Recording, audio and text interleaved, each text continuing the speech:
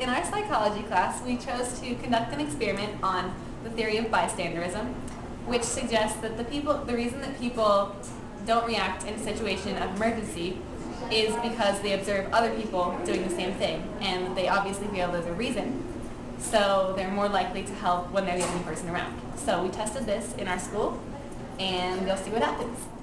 Alright, so we decided that our independent variable would be time and basically location, because the time and the location were kind of parallel.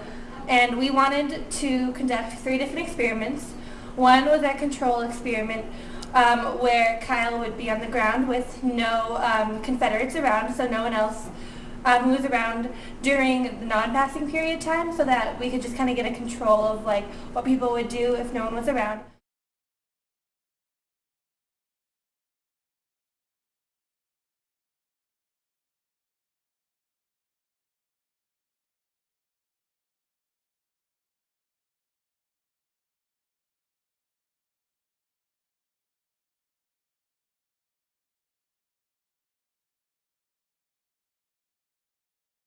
Our second experiment was during class, so not during the passing period, when we had a couple Confederates around the hallways that weren't doing anything, to see if that would affect people's reaction.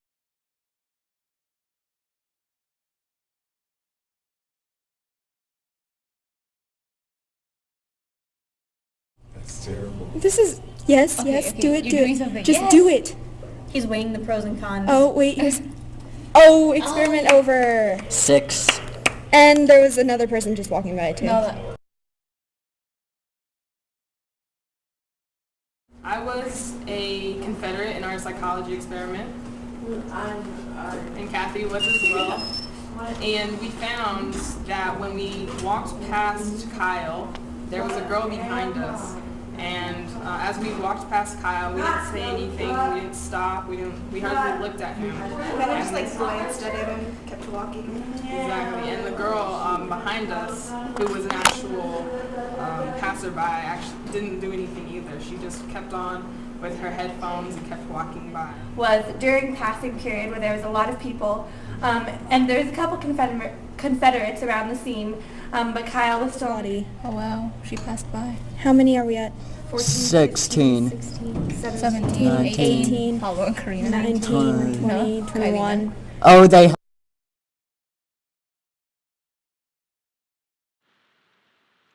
Our results were far from conclusive.